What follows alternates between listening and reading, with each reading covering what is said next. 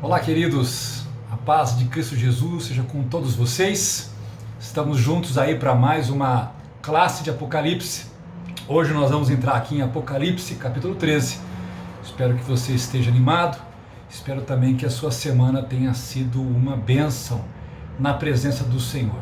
Antes da gente começar aqui a falar, eu quero orar com você, para irmos juntos e colocarmos esse tempo na presença de Deus, para que da parte do Espírito Santo possamos ser orientados, capacitados a compreender com sabedoria espiritual aquilo que o Senhor já trouxe e revelou na sua palavra. Então eu convido você a fechar seus olhos, inclinar sua cabeça e a gente orar e apresentar a nossa vida e esse tempo diante do Senhor e da sua palavra. Amém? Pai querido, graças te damos por esse tempo, pelo estudo da tua palavra, e pedimos ao Senhor que nos capacite, Senhor, que possamos avançar, que possamos entender, que possamos discernir todas as coisas da parte do teu Espírito, Senhor, coisas que a tua palavra já nos apresenta, já traz. Rogamos que o Senhor nos capacite e nos ajude. Graças te damos, Senhor.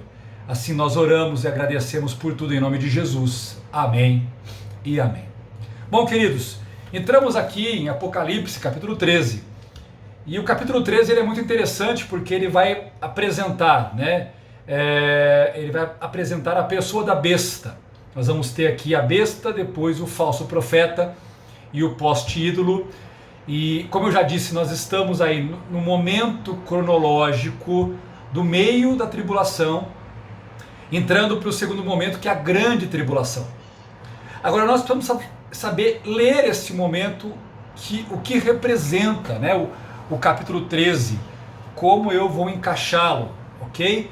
Então vamos lá, quero ler com você aqui, diz assim: E eu vi subir do mar uma besta que tinha 10 chifres e 7 cabeças, e sobre os seus chifres 10 diademas, e sobre as suas cabeças um nome de blasfêmia. A besta que vi era semelhante a leopardo, e os seus pés como de urso, e sua boca como de leão. O dragão deu-lhe o seu poder, o seu trono e grande autoridade. Então vi uma de suas cabeças como golpeada de morte, mas a sua chaga mortal foi curada. Toda a terra se maravilhou seguindo a besta, e adoraram o dragão, que deu à besta a sua autoridade, e adoraram a besta dizendo: quem é semelhante à besta? Quem poderá batalhar contra ela? Foi-lhe dado uma boca para proferir arrogâncias e blasfêmias, e deu-se-lhe autoridade para continuar por 42 meses.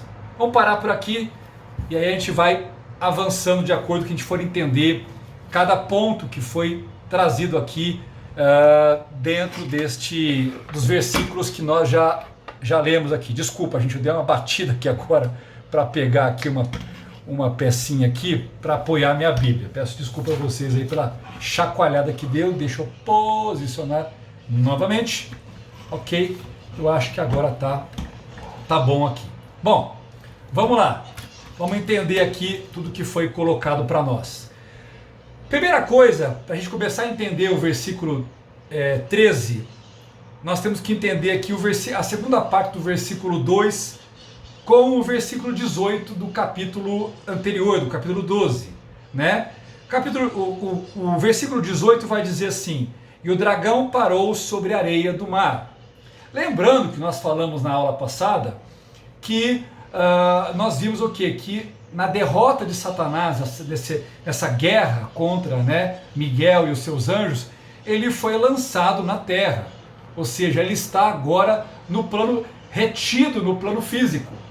E nós vimos que ele vai colocar toda a sua força de luta contra Israel e contra os seus filhos. Aí nós vimos na aula passada que esses filhos aqui, Israel representa ali no caso os judeus, aonde o Filho, o Cristo, está nascendo, mas esses filhos significam todos os que creem no Senhor. O próprio texto diz, aqueles que guardam os mandamentos e mantêm o testemunho de Jesus, que é o versículo 17 do capítulo 2. Então, Quando chega no versículo 18, essa frase que fala "e o dragão parou sobre a areia do mar", não é uma frase solta. Está dizendo que agora o dragão colocou toda a sua energia no seu plano sobre a terra. Tá? E aí nós vamos ver o quê? Que no versículo 2, na segunda parte, ele fala: o dragão deu o seu poder e o seu trono e grande autoridade. Deu a quem? Deu a besta. Voltando aqui ao versículo 1 do capítulo 13, ele fala, João diz: eu vi subir do mar uma besta. Então vamos entender isso, tá? Quem que é essa besta? Veja, às vezes eu vejo as pessoas muito preocupadas em tentar descobrir a nacionalidade da besta, descobrir de onde ela vem, se ela tem descendência semita ou não, se é um judeu, se não é um judeu, se é romano. Eu vejo as pessoas gastando muita energia com isso. O que eu não vejo é a Bíblia, o que eu não vejo são as Escrituras gastarem energia com isso. Porque seja Paulo, seja quem for, falando sobre o homem da iniquidade, né, sobre esse falso príncipe, o foco é sempre mostrar a sua intenção, o seu coração, a sua malignidade, os seus intentos, tá? E aqui eu não vejo diferente, tá? Aparece essa expressão da besta aqui, eu já vou falar um pouco sobre isso, mas fala que ele viu subir do mar. Eu já vi alguns desenhos na internet, né? As pessoas interpretando Apocalipse 13 e fizeram um desenho, né? Porque aparece aqui a imagem do leopardo, pé de urso, né? Boca de leão. E eu vi as pessoas fazendo alguns tipos de desenho e mostrando o mar e mostrando a besta saindo do mar, como se ela fosse uma criatura do mar. A primeira coisa que nós temos que entender aqui, queridos, é que isso aqui significa o quê? Mar aqui, o que é mar? Mar aqui não é o mar de águas que nós temos aí no litoral do Brasil, ou né, o Oceano Atlântico, Pacífico. Não é isso que a Bíblia está falando. Mar aqui é uma representação de pessoas, tá? O contexto aqui de mar na Bíblia pode significar nações, pode significar sociedade, pode significar povos. Como é que eu sei disso? Se você for em Apocalipse 17, versículo 15, vai falar assim: então o anjo me disse, as águas que você viu, onde está sentada a prostituta, são povos, multidões, nações e línguas. Tá? Então quando eu leio aqui dizendo que a besta que ele viu subir do mar, uma besta, não é o mar, oceano. Aqui é nações. Tá? Ele viu um homem subindo das nações. Então essa besta aqui é a massa de pessoas, de nações, de pessoas, de multidão, de povos. Tá? Por que eu estou falando que a gente tem que prestar atenção no verso 18 do capítulo 12 e depois na segunda parte do versículo 2? Porque o que eu quero que vocês entendam é que ele está dizendo o quê? Que a besta subiu e essa besta foi levantada pelo poder de Satanás. Então o que ele está dizendo aqui é o seguinte, que estando aqui na terra, a besta está olhando e ela vai levantar com poder, vai levantar com autoridade esse homem. Ou seja, ele é levantado diante das nações. Ele é levantado diante dos povos. Ok? Então há um destaque sobre ele, como se ele estivesse sendo o quê? Levantado, exaltado. É interessante porque você vai ver, de certa forma, isso é uma cópia daquilo que a gente vê nos evangelhos, quando o Pai, Deus o Pai, exalta o Filho, mostra que é o Filho, né? Quando o Espírito Santo desce, né, na forma como de uma pomba, ele repousa sobre Jesus no Rio Jordão, e aí o Senhor fala: este é meu Filho amado em que eu me comprazo. No Monte da Transfiguração, quando Pedro pergunta lá: Senhor, quer que você prepara aqui uma cabana para o Senhor, outra para Moisés, outra para Elias, o Senhor apaga aquela imagem, só deixa Jesus e fala: ele, ouvia ele. Então você vê o Pai em vários momentos testificando, né? Mostrando que Jesus foi levantado entre os homens, né? Para ser o Salvador, para ser o Messias. Aqui é esse simulacro, esse engano, tá? Sendo apresentado, mostrando o quê? Que Satanás agora, olhando para os povos, diante do seu intento, né? O que que ele vai fazer? Ele vai levantar um homem. Ele vai levantar um homem diante das nações, para enganar as nações, né? E aqui o texto vai chamar isso de besta, né? A besta, ou o anticristo, né? Nós vamos ver diversas passagens que vão falar sobre isso, esse título, besta, esse título, esses outros títulos, né? Por exemplo, se você pegar, o que é a besta? A besta é, a ideia é justamente um contraste com o cordeiro, porque Jesus aparece como o cordeiro de Deus. O cordeiro é aquele animal, né, que foi, aquele animal que foi domesticado, aquele animal que ele está junto ao homem, né? E Jesus representa, né, aquele que está junto ao homem e aquele animal que é sacrificado. Já quando João descreve aqui esse emergir, né, do anticristo, ele é apresentado como uma besta. A besta é o que? A besta é um animal selvagem. Então há um contraste, o animal selvagem, né, aquele que é levantado, né, como um contraposto. Por isso que ele aparece, por exemplo, né, com esse título que nós conhecemos do anticristo, né, como está escrito em 1 João, capítulo 2, do verso 18, verso 22, depois 2 João, capítulo 1, verso 7, então está lá, o anticristo, porque isso mostra o seu caráter. O caráter dele é um caráter inverso ao do Cristo, é um caráter que, na verdade, ele é o contraposto do Cristo, né? Anticristo, ele é contra tudo aquilo que o Cristo representa no seu valor, no seu status, no próprio ministério. Se o ministério do Cristo é a salvação, o ministério do anticristo é a perdição. Então, essas descrições estão aí para a gente possa entender. Então, essa besta significa isso, literalmente o que? Um animal selvagem, tá? Um animal, o animal selvagem, ele não quer o convívio com o homem. O animal selvagem, que não é o animal domesticado, na verdade ele é agressivo, né? Ele é feroz, ele reage mal ao homem. Isso é para mostrar que a intenção do anticristo, a intenção da besta, não é de fato, né, estar ligada ao homem, mas se ela puder, ela vai causar algum dano, algum mal. Então a ideia é essa, besta, aquele que está ali para produzir um mal na humanidade, tá?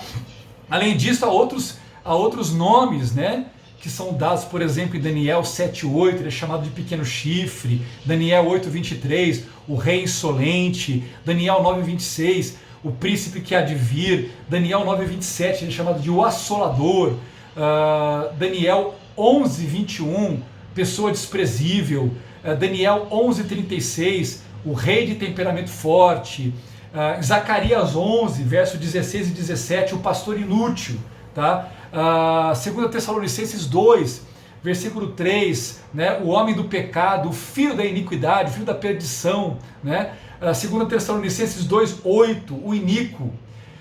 E aí, como a besta também, que a gente está vendo aqui, e os textos de 1 João e 2 João, que eu já citei, que chamam de anticristo. Então, essa descrição aqui, queridos, é para a gente entender que a besta, né, o dragão, né, Satanás, a antiga serpente, ele vai levantar um homem diante das nações.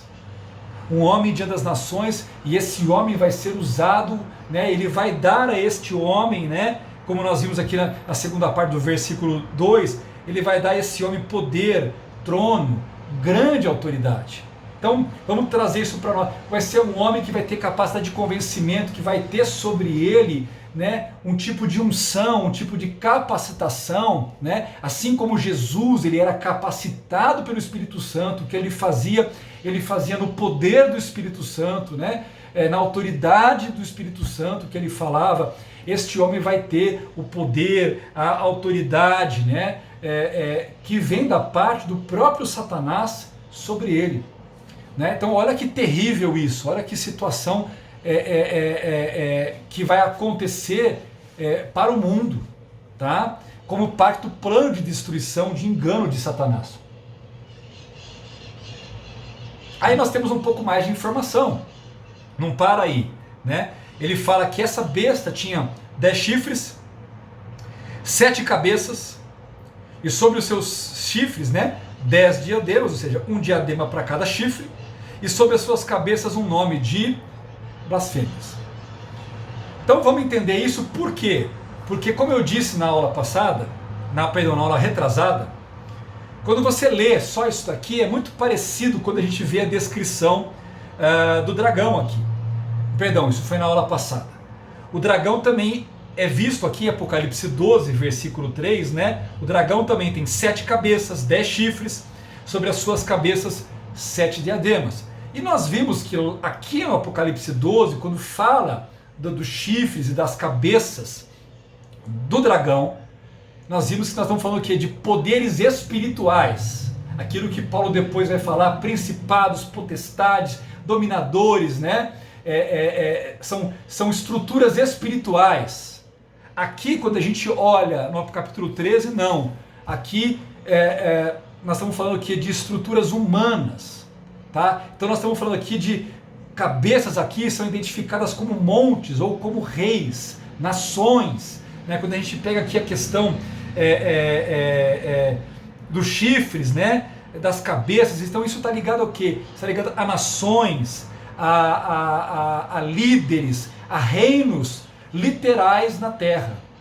Tá? Aí não é algo espiritual, é na terra. Então não confunda, tá? O dragão com seus chifres e as suas cabeças do capítulo 12, com a besta com os seus chifres e as suas cabeças no capítulo 13. Na verdade, eles são parecidos por quê? Porque o próprio texto nos diz que o dragão vai conferir o quê? O seu poder, a sua autoridade, o seu trono, o seu lugar. Então ele levanta este homem com poder, autoridade, unção, capacitação maligna para cumprir seus intentos malignos e levar engano e destruição à face da terra. Então, assim como há toda uma cadeia espiritual, né, que está associada à rebelião de Satanás, ele está dizendo o quê? Que vai haver toda uma cadeia. Este poder, esta autoridade, né, dada à besta, dada a este homem, o anticristo, vai se manifestar o quê? Vai haver debaixo dele, debaixo do seu poder, debaixo da sua autoridade, este governo, tá? Esses líderes, esses homens, esses países que estarão debaixo dessa aliança, tá? É como se a gente pudesse entender que está falando o quê? De um poder mundial, de um poder gentílico que vai se opor a Israel, que vai se opor a todos os que guardam os mandamentos, todos os que mantêm o testemunho de Jesus, como já foi dito para nós no capítulo 12, no versículo 17. Tá? Então, o que se discute aqui?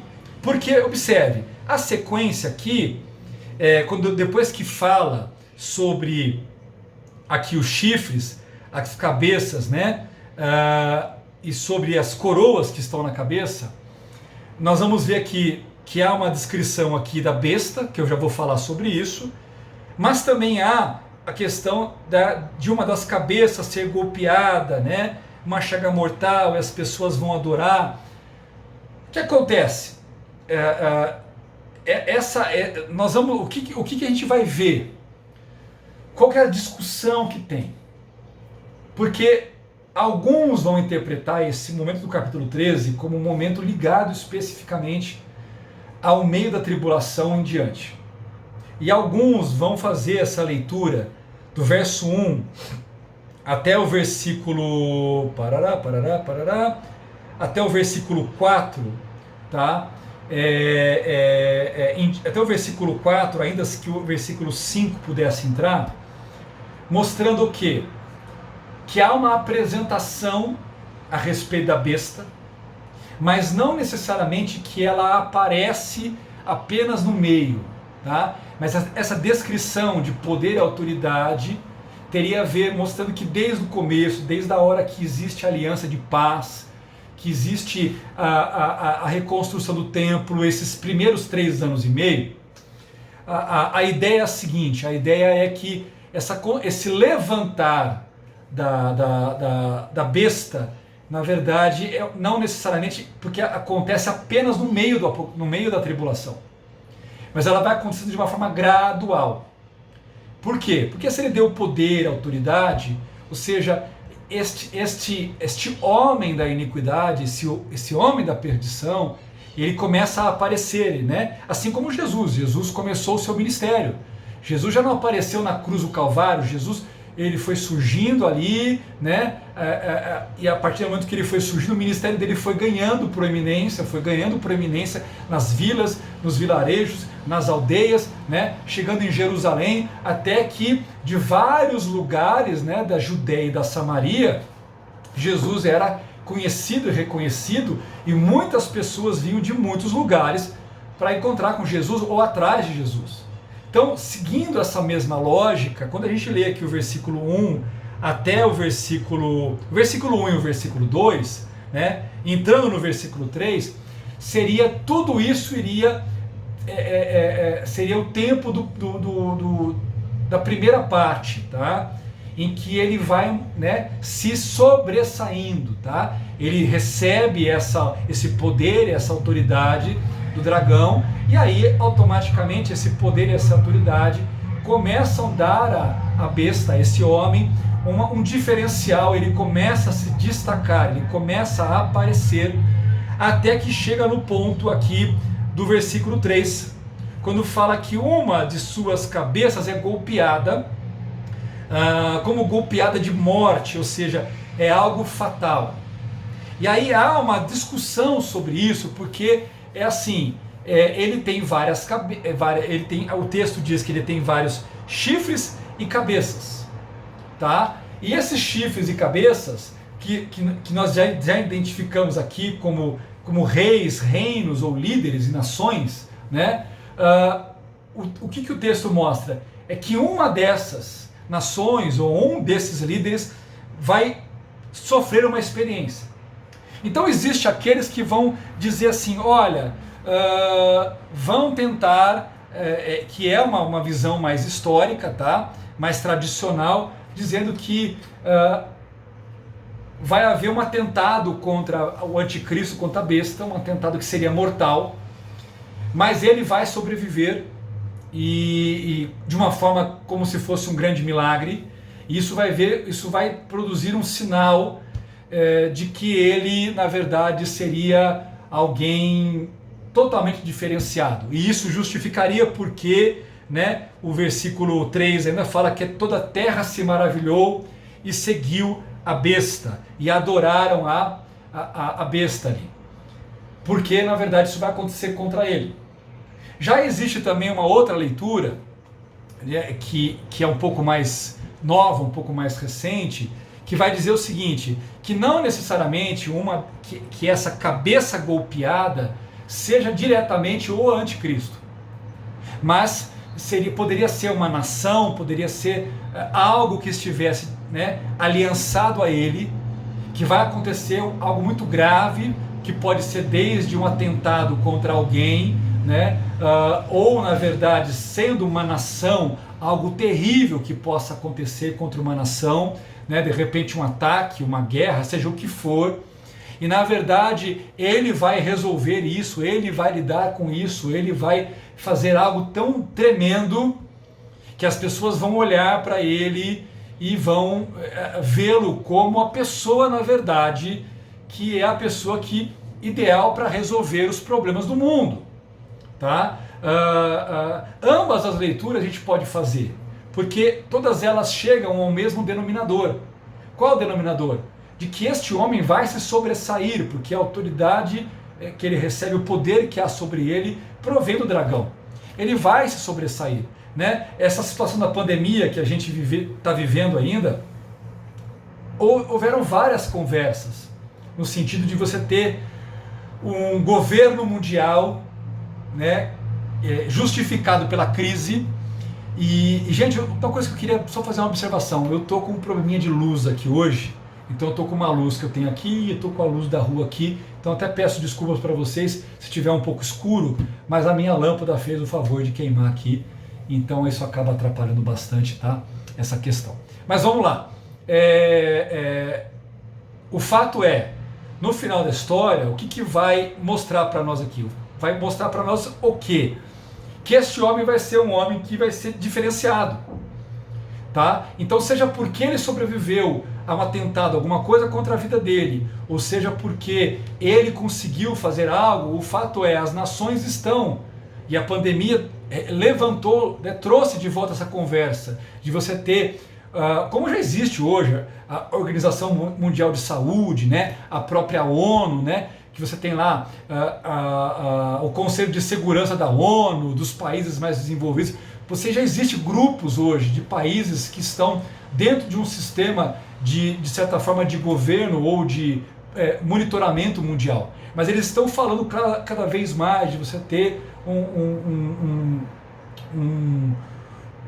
uma direção mundial e ter até alguém que seria o responsável por isso. De qualquer forma, seja essa leitura que eu disse mais tradicional, ou seja essa leitura mais contemporânea, o fato é algo vai acontecer, seja porque tentaram contra ele, seja porque aconteceu para aqueles que estavam aliançados ali, mas o fato é, a resposta disso, ela vai produzir um encanto, as pessoas vão ficar maravilhadas, ou seja, a partir daí vai se decolar. Então, veja bem,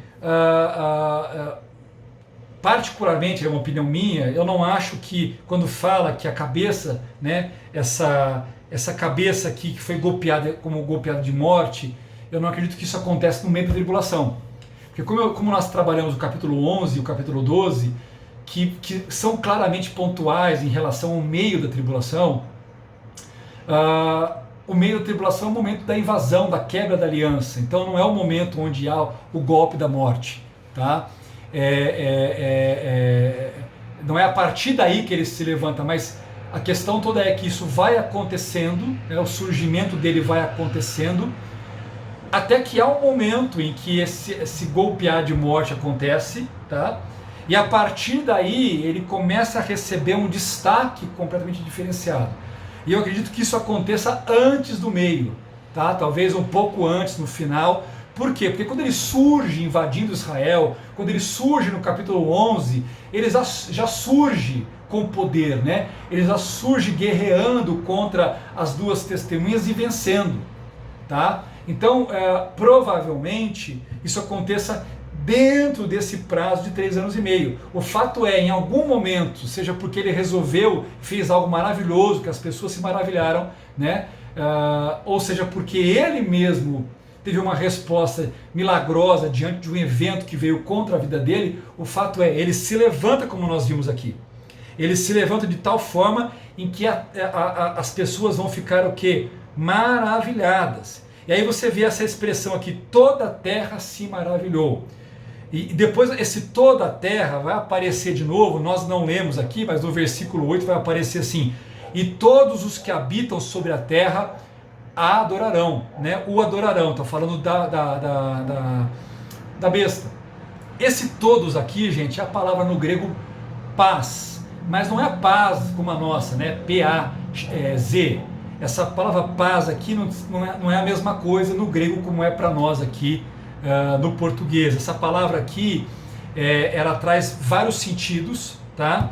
Mas esse todos aqui é no sentido de coletividade, não de individualidade, tá? Coletividade significa o quê? A maioria, tá? Não cada um. Então quando você lê aqui que toda a terra tá aqui, não estava achando o versículo, gente.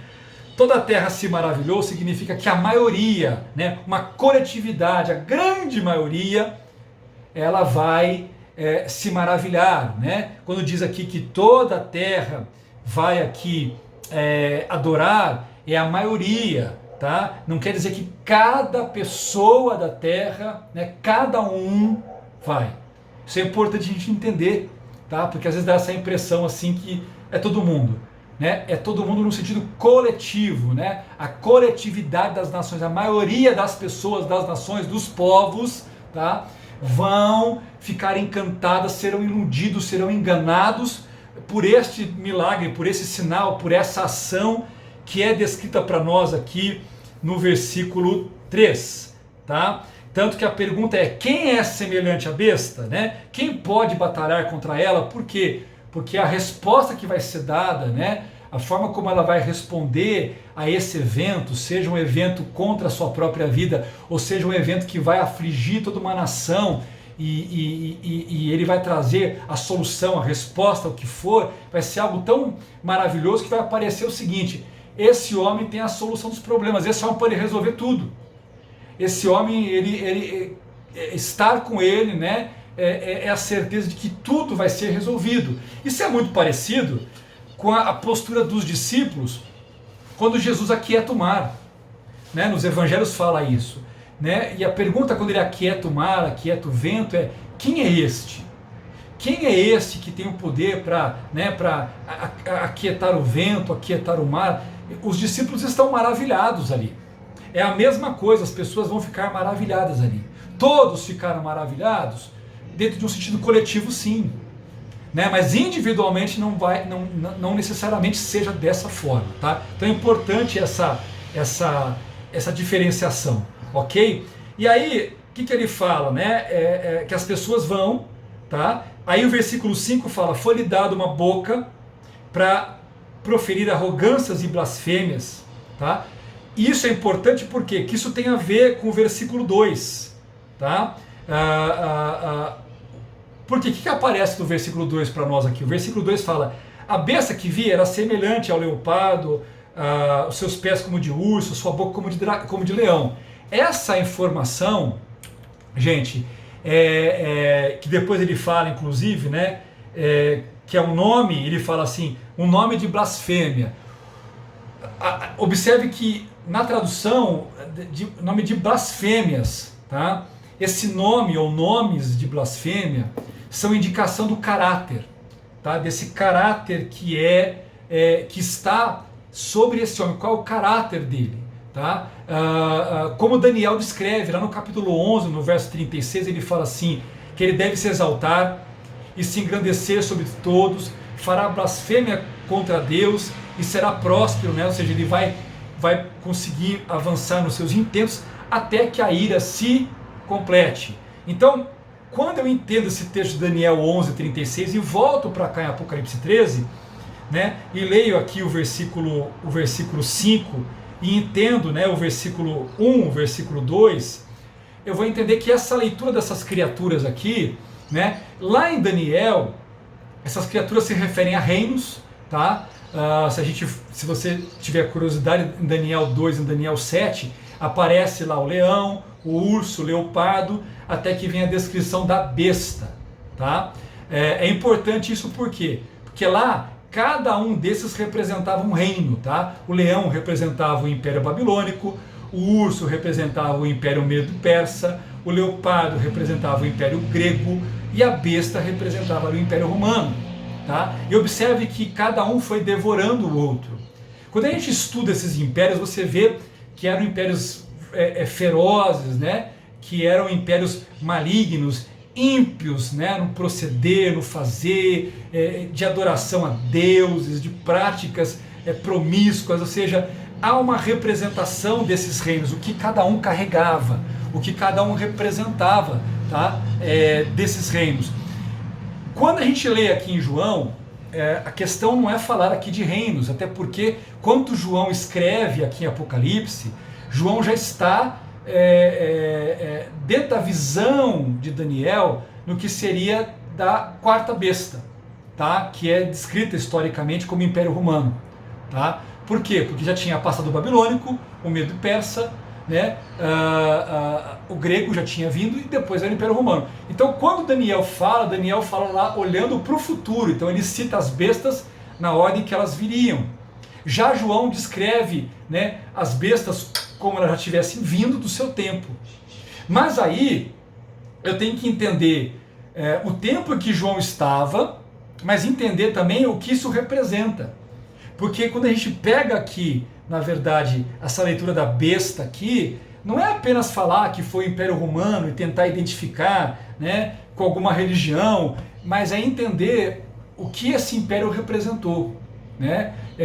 E entender qual é o caráter espiritual que tem a ver para os nossos dias, né? E para os nossos dias não é como às vezes as pessoas colocam, nós vamos ter a restauração do Império Romano. Não é isso.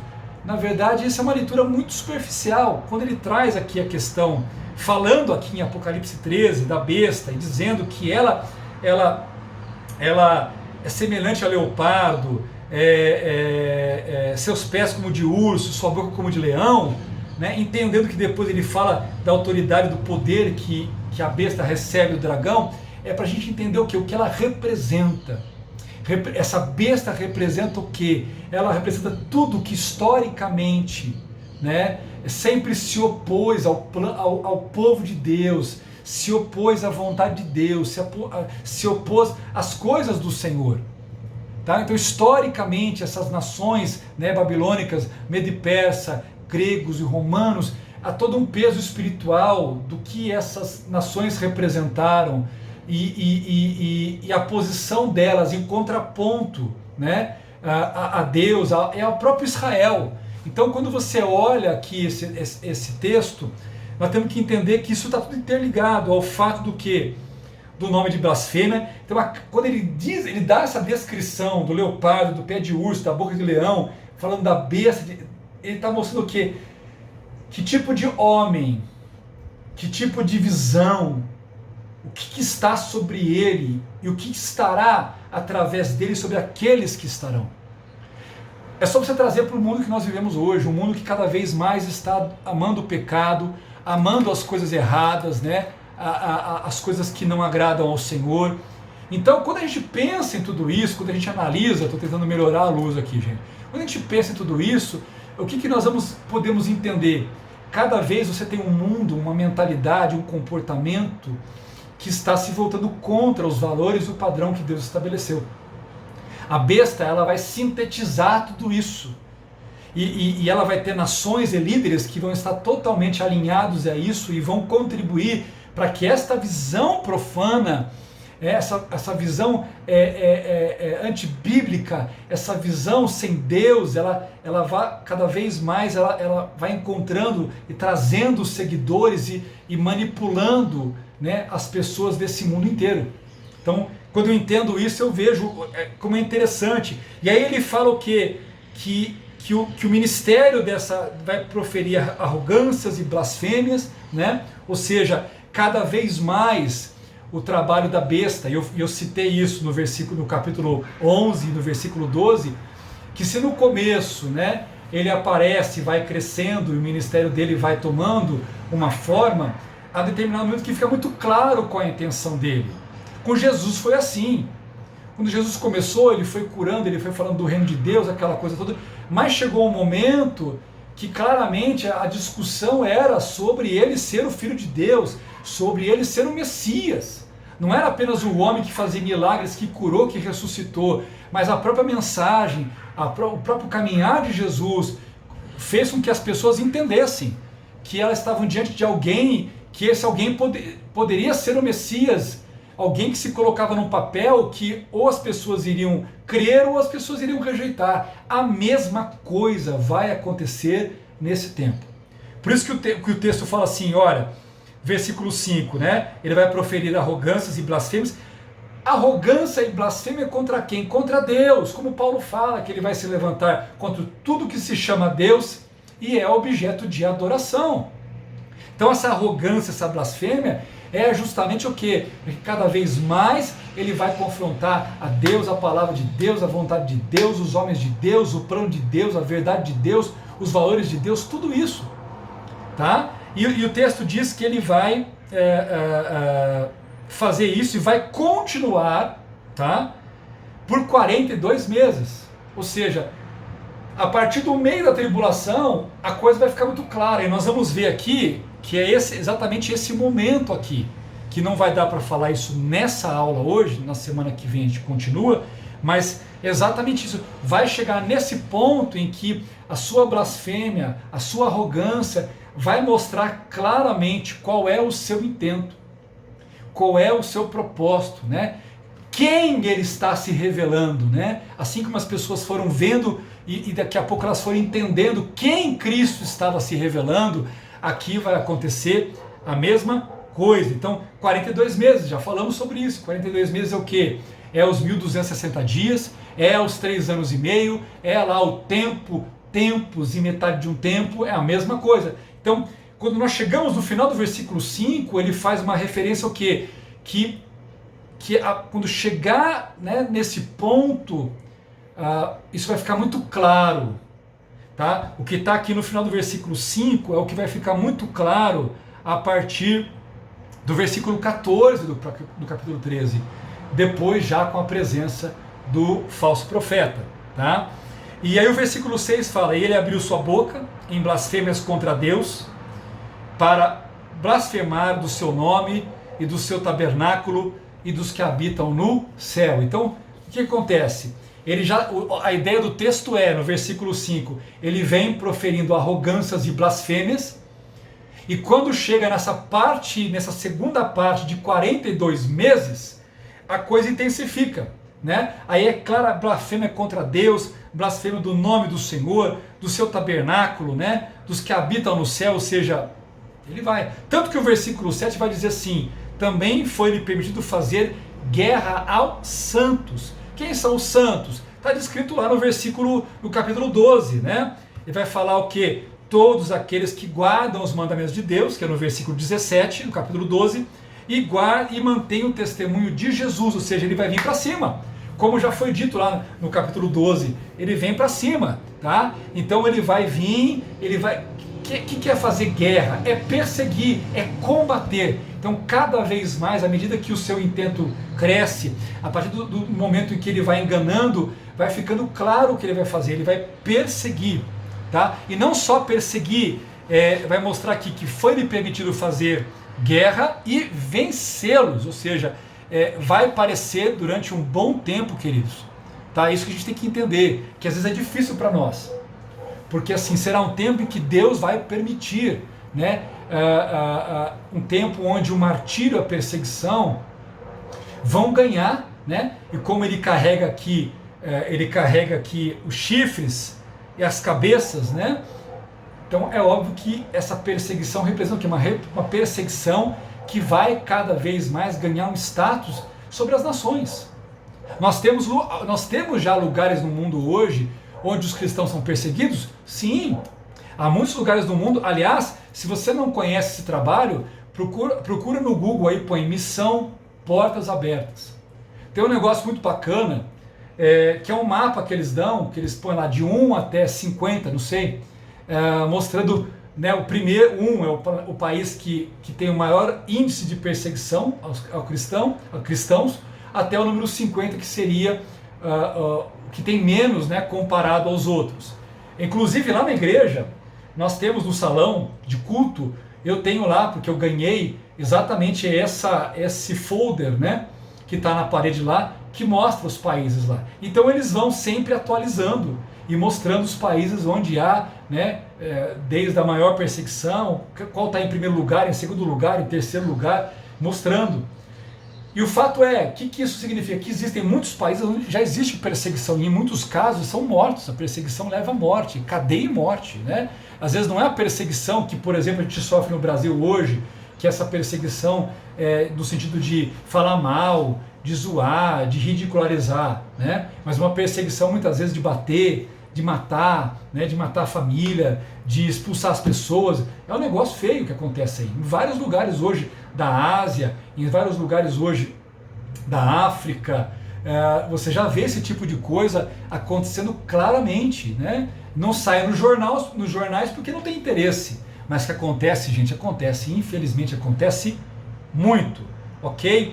Então ele fala que vai ter permitido, vai vencer, significa vai matar muito cristão, vai perseguir muito cristão, vai prender e vai matar.